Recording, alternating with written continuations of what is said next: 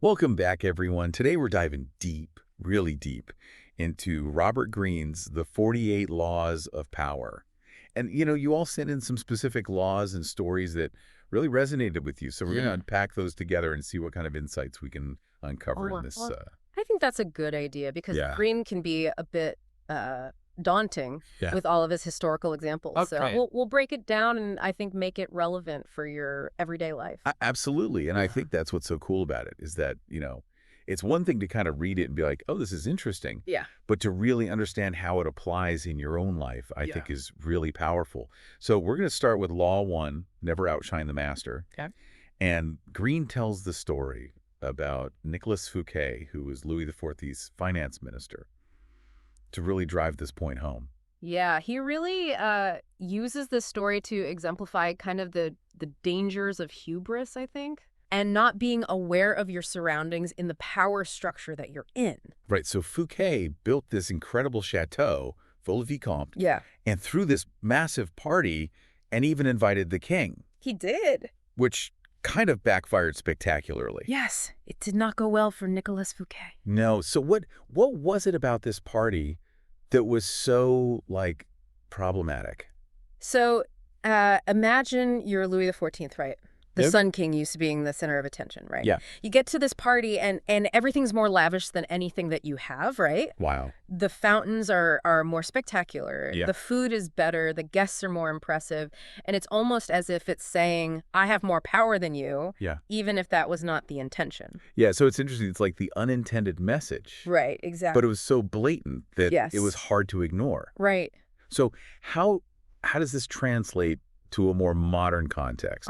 Say like a workplace environment. Yeah, I think it's about understanding this kind of subtle dance of power and that you can showcase your skills and your accomplishments without making your superiors feel threatened. Right.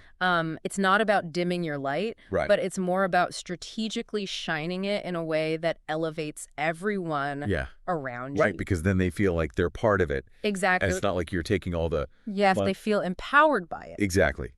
That's a great way to put it. rather than threatened by it. Okay, so next we have Law 2. This one kind of surprised me. Never put too much trust in friends. Learn how to use enemies. Okay. That seems so counterintuitive. Right. It really is. I think it goes against a lot of Yeah. kind of traditional wisdom on how to approach relationships, especially in the context of power. Yeah.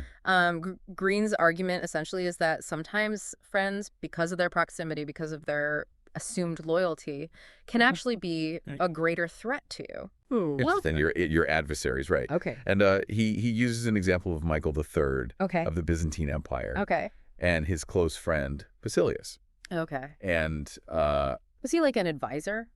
yeah, he was basically given this prominent position because of his friendship with the yeah. emperor. But this ended up leading to resentment No. Okay. from Right. others. Right. And ultimately it led to his manipulation by others Interesting. who saw him as an easy target. Because he had that special... Yes, to exploit. Yes, for their own ambition. So is Green saying that we should just be suspicious of everyone, even our friends? Not necessarily. I think it's more nuanced than that. I think it's more about recognizing Yeah. that all relationships, even those rooted in friendship, right? Right. They have their own power dynamics. And Yeah. so I think it's about Recognizing recognizing those, and not letting blind trust make you vulnerable. Right. Okay. So how can we apply this in a professional setting? I think... How do you use your enemies right. without being unethical? Well, think of it this way, like a healthy dose of competition, it Right. can actually push you Yeah. to perform better. Yeah. Someone who challenges your ideas may inadvertently help you refine them, strengthen them, Yeah. So I think it's more about recognizing that different perspectives, even those that feel initially adversarial, can be valuable. Okay. Yeah. That's an interesting Yeah. perspective. All right. Let's move on to Law 3. Conceal your intentions. I feel like this one is a bit more straightforward. Yeah, this one seems more in line with kind of traditional strategies for Sure. gaining and wielding power. Right. If by keeping your motives hidden, you maintain that element of surprise. Right. And you maintain control. And you're not giving away too much information. Ex- So Greene uses the example of Yellow Kid Will, a con man, Yes. to kind of illustrate this. Yellow Kid Will, what a name. Right. What a great name for a con man. He was a master of deception. Yes, he was. And one of his most famous cons involved staging a fake boxing match Right. to distract a potential buyer from the fact that the lodge that he was selling was completely worthless. Yeah, completely worthless. Just, So it was all about creating a distraction. yes, And direction. Like a smoke screen. Smoke and mirrors, yes. It's interesting. That reminds me of the story of Emperor Selassie of Ethiopia, Okay. who used a similar tactic against his rival, Ras Balcha. Right. So it's in a way, it's about kind of manipulating perceptions, right? Right. And diverting attention. So you can get done what you need to get done. Exactly. I was thinking, how could this be used ethically, Oh, say in a negotiation? right. So you wouldn't reveal your bottom line right away. It's Right. about strategic information sharing. Yeah, totally. So we've covered kind of the importance of subtlety Yes. and playing your cards close to the vest. Right. Now let's talk about Law 6, court attention at all costs. Right. This one's all about building a reputation and making sure you stand out. Right. And P.T. Barnum, the Yeah. master showman, Yeah. he understood this instinctively, like it was Yeah. in his blood. It's interesting that Greene mentions Barnum's early failure to buy the American Museum in New York, Oh. and he actually lost out to a more established name just because he lacked the fame he craved. Wow. And I think that experience was kind of a turning point for him Okay. because it made him realize the power of reputation Hmm. and how it can be leveraged for success. Right. And so from then on, he became a master at generating publicity and Yeah. creating buzz. So it's not enough to be good at something. Right. You have to also make sure that people know that you're good at something. Exactly. Exactly. And he even leaned into his reputation as a deceiver. You know, people knew that he was prone to exaggeration, but that only fueled his fame and drew Yeah. even bigger crowds to his shows. Yeah, I think it's a great example of how even a negative perception can be Oh. turned into an advantage. Right, when you understand how to use it, yeah. When you understand how to work it, yeah. Okay, now this next law, Law 10, this one really hit home for me. Infection. Avoid the unhappy and unlucky. Oh, okay. It's like a reminder to be mindful of the people that you Yeah. surround yourself with. Absolutely. I think that's a very good piece of advice. So Greene uses the story of Lola Montez and King Ludwig I of Bavaria to kind of illustrate this point. Okay, and so was Lola Montez, was she kind of an unhappy and unlucky person? Well, she was definitely known for her dramatic personality Okay. and recklessness. Right. And while we can't place all the blame on her, Right. I think her influence did contribute to the king's increasingly poor decisions Okay. and ultimately his loss of power. So Greene mentions this concept of emotional osmosis. Yeah. Can you really catch someone else's negativity? Well, think about it this way. Like, when you spend a lot of time with someone, right, Yeah. you inevitably kind of start to absorb their energy. You Yeah. start to adopt their ways of thinking. Yeah. So, yeah, if you're constantly surrounded by negativity, Right. it can wear you down. Right. It can impact your own outlook. So it's not just about avoiding the negative, Right. but it's also surrounding yourself with people who uplift and inspire you. Yeah, exactly. Like, think about Napoleon, who benefited from Talleyrand's sophistication, right? Yeah. You can be positively influenced by those who you keep close. That's a good point. Their energy and mindset can have a powerful impact on your own. Absolutely. Okay, so let's delve into Law 13. When asking for help, appeal to people's self-interest, never to their mercy or gratitude. Right. I feel like this one is all about being strategic when you need something from someone. Yeah, absolutely. This law, I think, emphasizes that appealing to someone's sense of obligation Right. or guilt is rarely effective. In Right. fact, it can often backfire Right. and create resentment. Yeah. So instead, frame your request in a way that shows how helping you Right. will also benefit them. So Greene uses the example of the Corinthian ambassador who tried to guilt trip the Athenians into an alliance, but failed miserably. Right. Whereas the Athenian ambassador who successfully secured an alliance with Corcyra highlighted the practical advantages for both sides. Exactly. So it was very much like, this is what you're going to get out of it. Exactly. He appealed to their self-interest Yeah. by demonstrating the mutual benefits. Yeah, so it's not just like, hey, we're friends back in the day, so Right. can you help me out? Exactly. And you see that dynamic playing out Okay. in so many different areas of life. Like, Think about it. In any kind of negotiation or request, Right. people are much more likely to be receptive if they see how it serves their own needs. That's such a good point. Yeah, it's not about manipulating. It's about finding common ground and framing it as a win-win. Exactly. You're not manipulating. Yeah, You're strategically aligning your needs with theirs. totally. Okay, all right. Now, for Law 14, pose as a friend, work as a spy. Okay.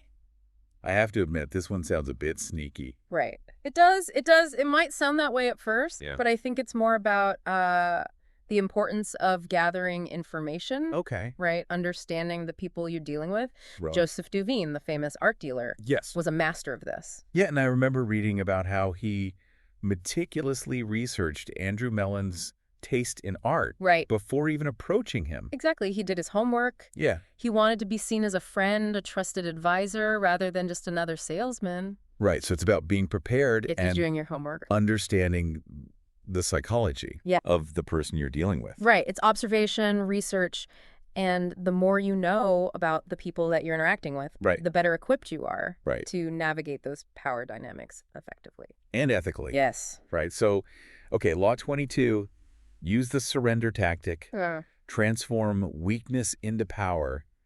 This one really challenges Oh, yeah. our instinct to fight for what we want. Yes, it does. It does. So this law emphasizes the importance of strategic retreat. Okay. Sometimes surrendering or appearing to surrender can be more advantageous than engaging in a head-on battle. Right.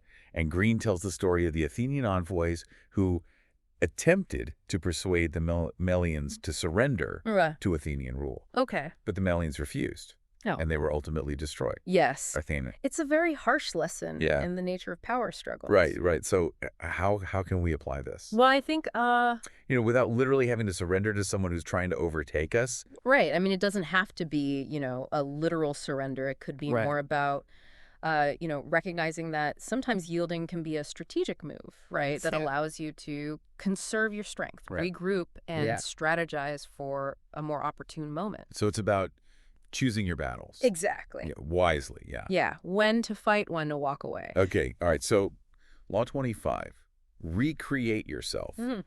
This one speaks to our inherent desire for self-transformation Yes. and shaping our own destinies. Absolutely. And I think Greene uses Julius Caesar as an example. Okay. He carefully crafted a public persona Right. through grand spectacles and acts of generosity. Right. So he understood the power of image. Right. Right. Well- Of shaping how people perceived him. Right, and I like how you said the power of image. Yeah. Because it's like personal branding. Yeah. You're creating an image that resonates with your audience, Then- whether it's the Roman people or, potential clients. Right. Yeah, that's really interesting. Okay, so Law 32, play to people's fantasies. Right. This one seems especially relevant in today's world, Yeah. where marketing and advertising are all about appealing to our desires. Yeah, absolutely. I mean, this law, I think, Yeah. really highlights the power of understanding and tapping into people's deepest desires, right? Yeah, so Greene gives the example of Marco Bragadino, this alchemist who captivated Venice Okay. with the promise of turning base metals into gold. Right. So it's understanding the psychology Yeah. of your target audience Exactly. and crafting a narrative that speaks to their desires and dreams. Yes. Think about modern day marketing campaigns. Yeah. They use aspirational imagery, right? Right. They use storytelling to Yeah. create a sense of desire and possibility. Right. That's exactly what Bragadino was doing. Totally. Okay, so let's discuss Law 45. Preach the need for change, but never reform too much at once. Oh, okay. I think we can all relate to the resistance that we often feel Yes. when faced with change. That's right. Yeah. So this law emphasizes the importance of pacing Okay. and gradual implementation Right. when it comes to change, because people are naturally resistant to drastic shifts, Yeah. even if those changes are ultimately Right. beneficial. Yeah. And Greene uses the example of King Henry VIII and his radical break from the Catholic Church Okay. in his pursuit of a male heir. Okay. So it's, I mean, that caused a lot of upheaval, obviously. yeah, so it's about managing expectations, Right. finding ways to introduce change incrementally, Yeah. and made people feel more comfortable with the process. I think that's a very good point. Yeah. So it's like leading them through it rather than forcing them to just adapt overnight. Exactly. Yeah. Okay. Now, Law 46, never appear too perfect. Mhm. This was fascinating All right. because it seems counterintuitive to think that striving for perfection could be a detriment. Right. You would think it would be the opposite. Right. Uh, But Greene highlights the dangers of inciting envy, Okay. right? And the importance of appearing relatable and Right. human. So it's more about strategic humility. Yes, exactly. Yeah. And he uses the example of Cosimo de' Medici, this powerful Florentine banker Okay. who actually downplayed his wealth and influence Yeah. Okay. to avoid becoming a target of envy. Interesting. So it's finding that balance Yeah. between showcasing your accomplishments, Right. but also Maintaining that sense of humility. maintaining that humility, right? Yeah. Yeah, it's interesting because I think sometimes if you appear too perfect, it creates this distance Yes. Absolutely. that people can't relate to. Yeah. It makes you unapproachable. Yeah, exactly. But if you show a little vulnerability, Yeah. it actually can make you more approachable. And paradoxically more influential. Totally. Okay, and last but not least, we have Law 48, assume formlessness. And this one seems to be all about adaptability and going with the flow. Yeah. It's about recognizing that rigidity Yeah. can be a fatal flaw. Yeah. Greene actually draws a parallel to the ancient Chinese game of Go, Okay. which is known for its fluid and strategic gameplay. Interesting. So how do you think this applies to, like, our everyday lives? I think a good question to ask yourself is, are you clinging to rigid plans even when circumstances change? Right. Or are you resisting new ideas because they challenge your preconceived notions?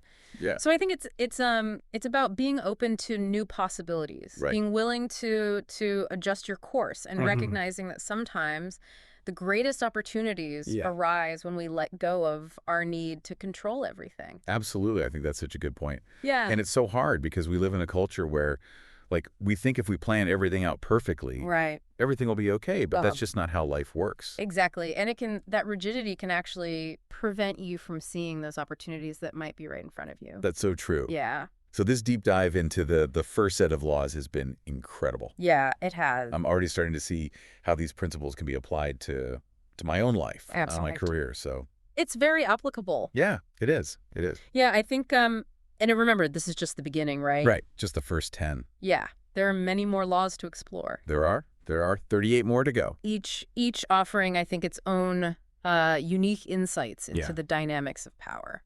So we'll continue our deep dive in the next episode. Stay tuned. Yes. Yeah, it really is interesting how these laws, even though they're rooted in history, feel so relevant today. Like, human nature doesn't really change. Right. Just the context. Yeah. So let's dive back and we're going to talk about Law 4. Always say less than necessary Okay. in a world of constant communication. Yeah. This feels especially important. Right. I think it's about recognizing the power of mystery, intrigue. Right. When you say less, Yeah. people are left wanting more. Okay. They're drawn in, Right. curious about what you're thinking. So Greene uses Louis XIV as an example. Right. Someone who cultivated an aura of power through carefully chosen words and strategic silence. Exactly. How do you think this applies, like in a professional setting? Well, I think if you're constantly over-explaining Yeah. or trying to Yeah. prove yourself, Yeah. it can actually diminish your authority. Right. It makes you seem less confident, Right. less in control. So it's about, like, choosing your words carefully, Yes. making sure every word counts. And really thinking before you speak. Right. Yeah. Have you found that to be true in your experience? Oh, absolutely. I mean, there's a certain magnetism Yeah. to people who are measured and deliberate in their communication. Yeah. It conveys a sense of confidence and Yeah. control. Totally. Okay, so let's shift gears a little bit to a law that feels maybe a bit more aggressive. Law 15. Crush your enemy. Totally. Okay, this one I think often makes people feel uncomfortable Yes. because it challenges our notions of fairness and That's right. forgiveness. It seems almost ruthless. Right. But Greene argues that leaving an enemy wounded only creates the potential for future retaliation.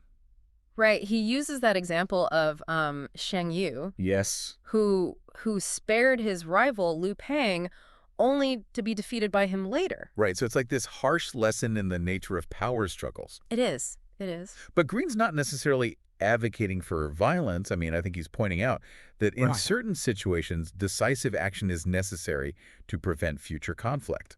Yes, and I think it can be applied, not literally. Yeah. It's not about physically crushing anyone. Right. But it's about Strategically outmaneuvering. yes, exactly, Yeah. neutralizing a competitor's advantage Right. Okay. or outmaneuvering them in the marketplace. Okay, so now let's talk about Law 18. Do not build fortresses to protect yourself. Isolation is dangerous.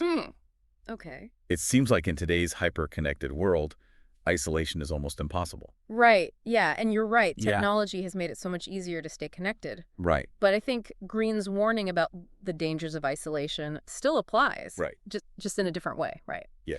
He argues that power thrives on relationships and collaboration. Okay. And he uses the example of the Spartans, Okay. who, despite their military strength, ultimately fell because of their isolationist policies. Right, so it's like they became so focused on protecting themselves that they failed to Right. adapt and evolve with the changing world around them. Right, exactly. And I think, So how does that translate to our lives today? well, I think, It can't just be about, like, having a lot of social media following. no, right. I think it's about building genuine connections, Right. meaningful relationships, being part of a community, whether it's professional, social, creative, whatever. Right. I think it's about recognizing that we're stronger together than we are alone.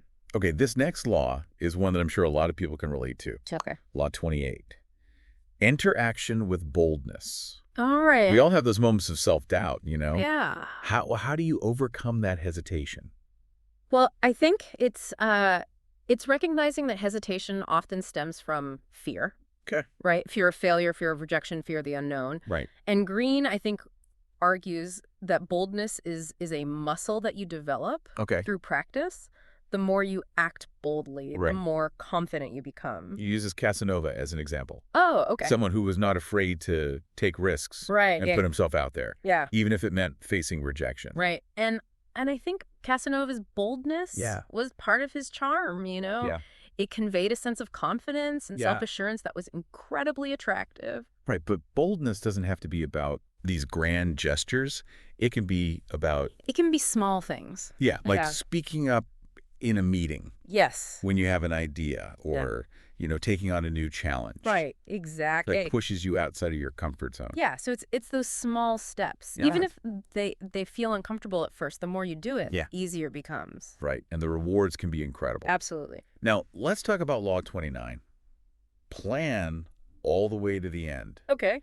This one seems like it requires a lot of foresight Yes. and strategic thinking. a lot of planning. Yeah, it's recognizing that achieving a goal Yeah. isn't just about those initial steps. Right. You need to, anticipate potential obstacles. Right. Have contingency plans in place. Yeah, he tells the story of Vasco Núñez de Balboa, Okay. this Spanish explorer who discovered the Pacific Ocean. Wow. I mean, he achieved this incredible feat, Yeah. but he failed to secure his legacy because he didn't plan for the political maneuvering back in Spain. So he got to the end, He got to the end. but he didn't think about what happened after that. Right, exactly. Interesting. So it's not just about reaching the destination. Yeah. It's about what happens Well, what happens next? after you get there. Yeah. So it's like playing the long game, Yes. thinking several steps ahead, Yes. and recognizing that success is often a combination of skill, strategy, Right. and careful planning. Absolutely. Okay, this next law is one that made me smile. Law 34. Be royal in your own fashion. Act like a king to be treated like one.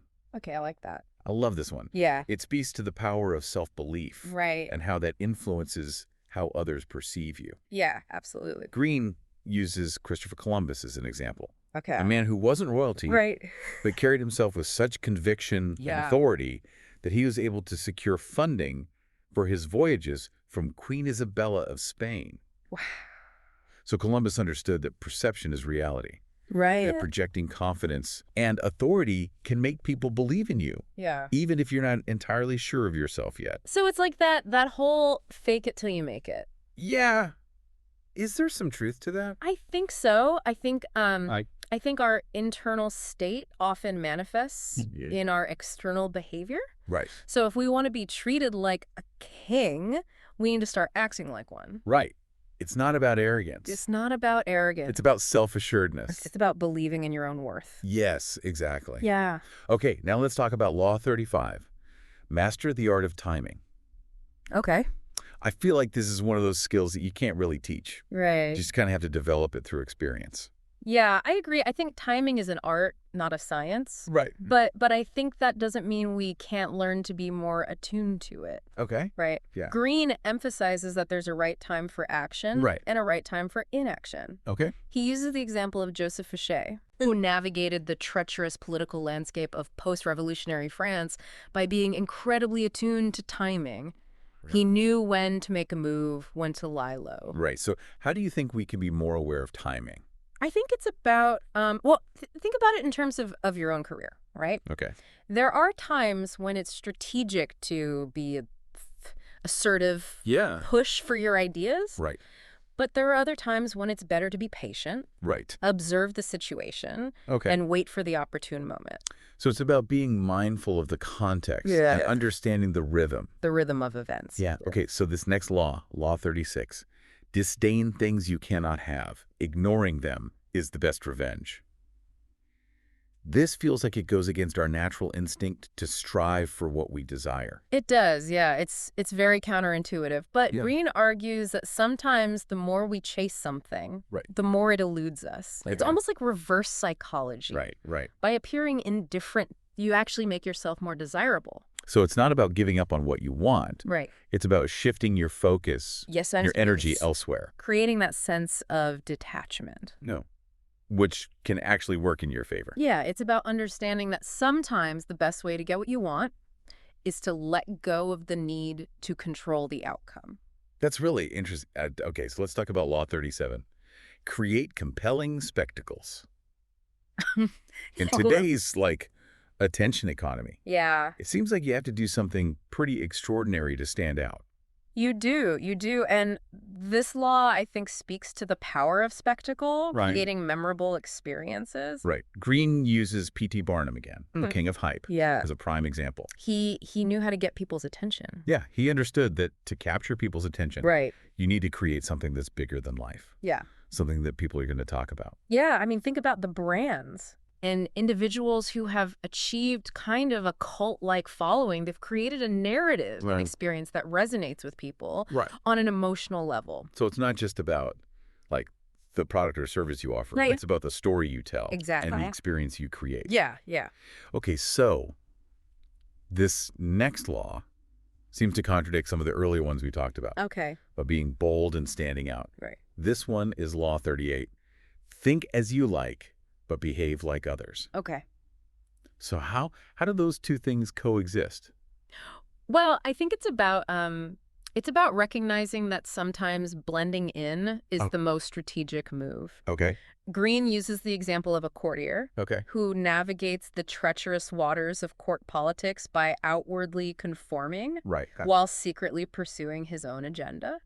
So it's like playing the game, Yes, exactly. but also working towards your own goal. Yeah, it's about recognizing that power dynamics exist Right. in every environment. And sometimes the best way to navigate those dynamics Right. is to play by the rules, at least on the surface. Right. So it's about being adaptable Yeah, and understanding when it's more beneficial to conform than to rebel. exactly. Yeah. Okay, so let's delve into Law 39. Stir up waters to catch fish. All right. That sounds a little mischievous. A little bit. Yeah. This one's about recognizing that sometimes Yeah. creating a bit of chaos can work to your advantage. Okay.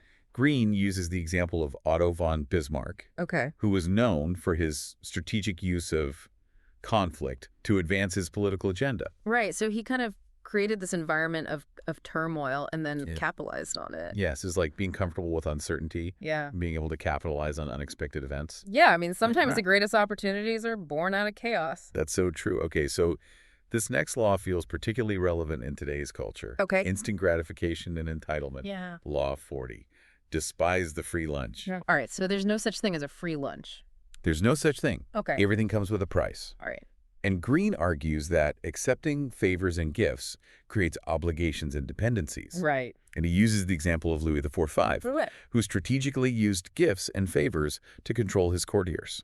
So you have to be careful about what you accept. Exactly. Okay. Think about it. When you accept something for free, Right. you're implicitly agreeing to a debt. Yeah. You're incurring a debt. Right. Yeah. Whether it's a favor, a return gift, Right. or even just like a change in behavior. Right. So it's about maintaining your independence Yeah. and being wary of those who try to buy your loyalty. I think that's a good piece of advice. Yeah, okay, this next law feels like it applies to everyone, Okay. not just those in positions of leadership. Okay. Law 41.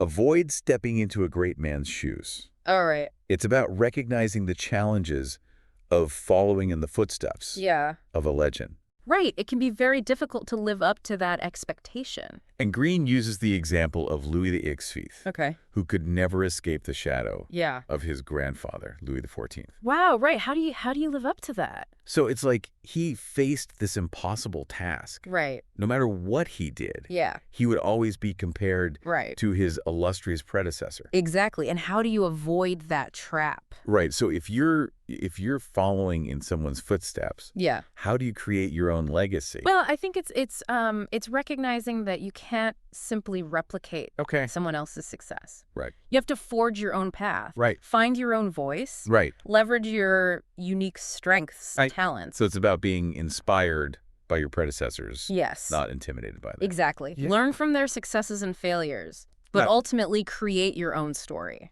Okay, now for a law, that seems pretty straightforward, Mm-hmm. but probably isn't always easy to put into practice. Right. Law 42. Strike the shepherd and the sheep will scatter. Okay. This law is about recognizing the importance of leadership and Yeah. the chain of command. Right. Greene uses the example of Caesar Borgia, who was a master strategist Yes. and knew how to target the leader Right. to effectively neutralize an entire army. Yeah. Take out the head, the body will follow. Right. So how do you think this applies Well, in like a company or organization? Like if you can identify the key decision makers. right. And influence them. Yeah. You can have ripple effect Okay. throughout the entire structure. So it's about understanding the power dynamics Yes. within a group Yeah. and being strategic about who you target and how you exert your influence. Yeah, leveraging that understanding of the hierarchy Okay. to maximize your impact. This next law is all about understanding human psychology. Okay. Law 43.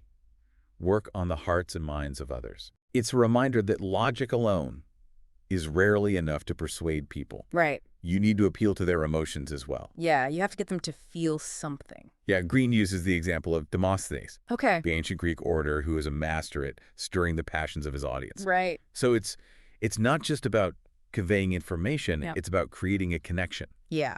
making people feel something. Think about the most effective leaders and communicators. They're not Yeah. just, giving information. They're creating a shared experience. Yeah. They're Right. making people feel something. So it's about understanding what motivates people, what their hopes and fears are, Yes. and crafting your message in a way that resonates with them Yeah. on an emotional level. Absolutely. Now, for Law 44, disarm and infuriate with the mirror effect. This one seems like it could be used in both positive and negative ways. It can, yeah. Okay. I think mirroring someone's behavior can be a powerful way to build rapport, Right.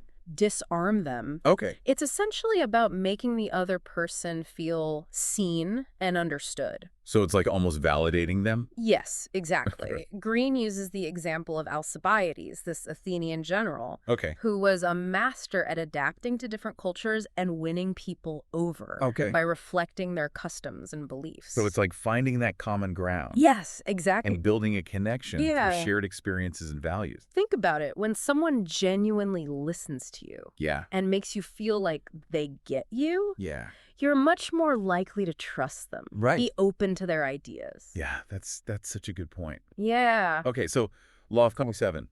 Do not go past the mark you aimed for. In victory, learn when to stop. Oh, okay.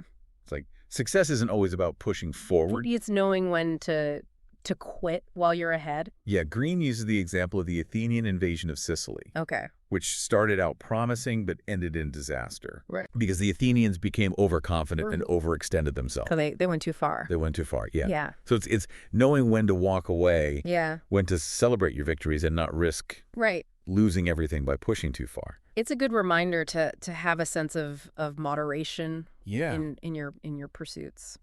Okay, and last but not least, we come back to Law 48, assume formlessness. Oh, okay. It's a great reminder that Yeah. flexibility and adaptability Right. are essential in a world that's constantly changing. Yeah, it's about recognizing that rigidity can be, a fatal flaw. Right, and Greene draws that parallel to the ancient Chinese game of Go, Right. where players must constantly adapt Right. to their opponent's moves. Yeah, be willing to change their strategy. So I guess, how do you think this applies to, like, your life? Well, I think, Are you clinging to rigid plans even when circumstances change? right. Or are you resisting new ideas because they challenge your preconceived notions? Right. So I think it's about being open to new possibilities, Right. being willing to adjust your course, Right. and recognizing that sometimes the greatest opportunities arise Yeah. when we let go of that need to control everything. Yeah. So hard to let go of control. It is. It is. But I think that's such a powerful lesson. Yeah. Yeah. So this deep dive into the remaining laws has been incredibly insightful. Yeah. It has. It's amazing how much wisdom is contained in these principles. It's not just about the laws themselves. Right. It's about the stories, Right. the historical examples Yeah. that Greene uses to illustrate them. Right. And it makes you realize that these power dynamics Yeah. have been at play for Right. centuries. I know. And we've covered a lot of ground in this episode. Yeah. And I'm curious to hear your final thoughts on the 48 laws of power. Yeah. It's been fascinating to kind of unpack these laws and see how they connect to so many aspects of life, from personal relationships to career advancements and even like historical events. Yeah. Yeah. Right. It really highlights how timeless these principles are. Yeah. Whether we're conscious of it or not, we're all navigating these power dynamics every day. Right. And one thing that's been on my mind is the ethical dimension of the 48 laws of power. Okay. Because some of these laws, if taken too literally, Right. could be used for manipulation Right. and even harm, Yeah, no, you're absolutely right to raise that point. I mean, Greene's book can be seen as a double-edged sword, right? Yeah, It's a right. tool that can be used for good or for ill, depending on the intentions of the person wielding it. It reminds me of that saying, like, knowledge is power, but Yeah. it's what you do with it that matters. Exactly, exactly. I mean, I think the 48 Laws of Power provides a framework Right. for understanding the mechanics of power, right? Right. But it doesn't dictate Right. how that understanding should be applied. Right. That responsibility rests with each individual. So it's like, learning a martial art. Yeah. You can use those skills for self-defense or aggression, Right. right? The choice is ultimately yours. Exactly. The key is self-awareness Okay. and ethical reflection. Right. So before applying any of these laws, I think it's crucial to ask yourself, like, Yeah. what are my intentions? What are the potential consequences of my actions? Yeah. Am I using this knowledge to empower myself and others, Right. or to manipulate and control? So it seems like the most effective and ethical way to apply these laws is to focus on self-mastery, Yeah, not the manipulation of others. absolutely. I think the true power lies in understanding yourself, your Yeah. strengths and weaknesses, Yeah. and how you can leverage your unique qualities Right. to navigate the world Yeah. and achieve your goals in a way that aligns with your values. So it's not about becoming like a Machiavellian mastermind. Mhm. It's about becoming a more conscious and strategic version of yourself. Exactly. It's about taking ownership of your own power Yeah. and using it in a way that benefits Right. both yourself and those around you. I love that this deep dive into the 48 laws of power has been so eye-opening. Yeah. I feel like I'm walking away with a greater awareness of the subtle dynamics Yeah, that are at play in every interaction absolutely. and a renewed sense of agency in my own life. That's great. That's great to hear. Yeah. And on that note, we'll leave you with a final thought to ponder. Right. In a world obsessed with image and perception, is it possible to achieve true power without resorting to some degree of manipulation? Until next time, keep questioning, keep learning, and keep empowering yourselves.